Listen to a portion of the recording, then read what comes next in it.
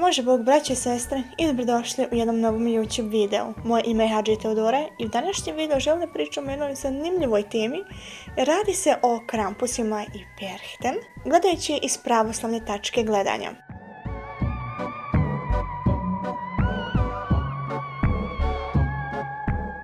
Želim prvenstveno da ovaj video dotakne sve osobe koje žive u Austriji, Njemačkoj, Švajcarskoj, čak i nekim dijelovima Slovenije gdje jednostavno ima taj običaj vezano za krampus. Našto mi je bitno zbog toga jer ja isto živim u Austriji gdje apsolutno ovaj običaj je mnogo važan za taj austrijski narod, ali jednostavno želim da upozorim pogotovo roditelje da znaju šta je uopšte taj austrijski običaj. Da počnemo iz početka, šta je to krampus? Krampus je zastrašujuća figura, odnosno sam đavo u pratnji Svetog Nikoli. To je običaj u Austriji, južnim krajima Njemačke, Slovenije, pa čak i u drugim susjednim državama. Dok Sveti Nikola daje poklone dobroj djeci, Krampus kažnjava nevaljalu djecu. Često oboje dolaze u vrtiće, škole i često na selu, čak i u domove. Kod katolika se Sveti Nikola prazni 6. decembra, a dan Krampusa je 5. decembar. Ime Krampus potiče od srednjo-visoko njemačke riječi krampen, to jest kanđa ili nešto beživotno, osušeno, uvelo ili isušeno. U svakom kraju imaju različite običaje i izglede Krampusa i čak i ime se razlikuje. Također postoji taj Krampus lav. Krampuse paradiraju ulicama, njihova zvona glasno zvone kako bi uplašili prolaznike. Također koristi svoje dugačke štapove. Nažalost, često se dešava da zaista tuku i djecu i odrasli. Nekima čak i slomi ruku, nogu i hitna se mora većinom zvati. A dok su Krampusi ti koji kažnjavaju, perchten imaju tu funkciju da istrebljuju zle duhove i daju sreću. Oni nemaju fiksni datum u godini. Period njihovog projavljivanja je između novembra i januara. U nekim regijama čak i do februara se mogu vidjeti. Perchten generalno predstavljaju dvije grupe. Dobre, to ste schönperchten, i zle, schlechtperchten. Perchten uopšteno se pojavljuju između Božića i Nove godine, kako bi nadgledali poštovanje propisa o ishrani, čistoći i radu tokom ovog perioda. Dok se schlechtperchten, ti ružni perchten, često pojavljuju u velikom broju i sa velikom pratnjom noću. Schönperchten, to jest oni ljepši, se pojavljuju tokom dana i žele seljanima sreću i blagoslov. I kod perchten postoje takozvane perchten lauf, mada to nije više ni klasično trčanje, nego su u velikim grupama sastaju, a okolo stoji narod i gleda.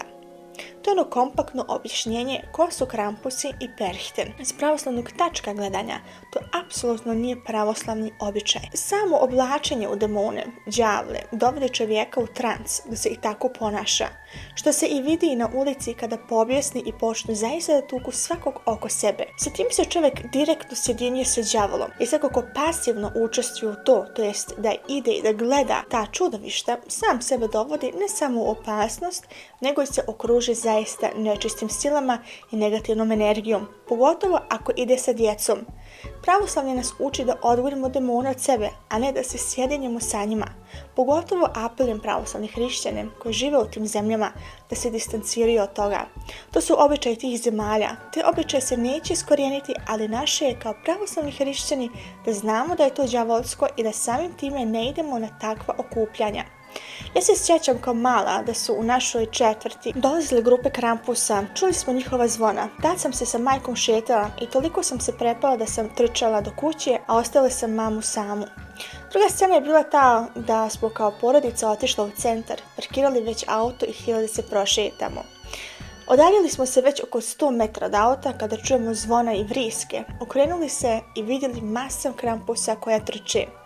Bio je to takozvani Krampus lav.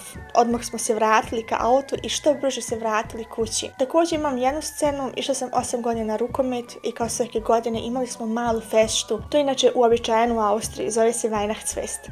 To proslavljaju i na poslu, u društvu i tako smo i mi kao naša grupica to proslavljali. Imala sam oko 11 godina. Naš klub je nas volio na klizanje. Bilo je oko 15 sati kada iz daljine vidimo da dolaze masa Krampusa. Svi su bježali. Ja sam se sakrila u muškom WC-u. Bilo nas je 4. Dječaci iz mog kluba su čak htjeli da me izbace iz WC-a, ali smo svana čuli zvona, vrštanje i galamu. Jedan Krampus je čak ušao u WC, ali naša kabina je bila zaključana, a unutra nas 4. Svi su smo utišali, jedno smo disali. Hvala Bogu pa je izašao. Kada ništa više nismo čuli, smo i mi izašli, sastali se sa našim trenerima i otišli do Burger King ili McDonald's. Ne sjećam se tačno. Tamo mi je prijateljica pričala da su nju na ledu opkolili nekoliko Krampusa. Imala je ogroman strah, ali hvala Bogu ništa joj nisu naudili.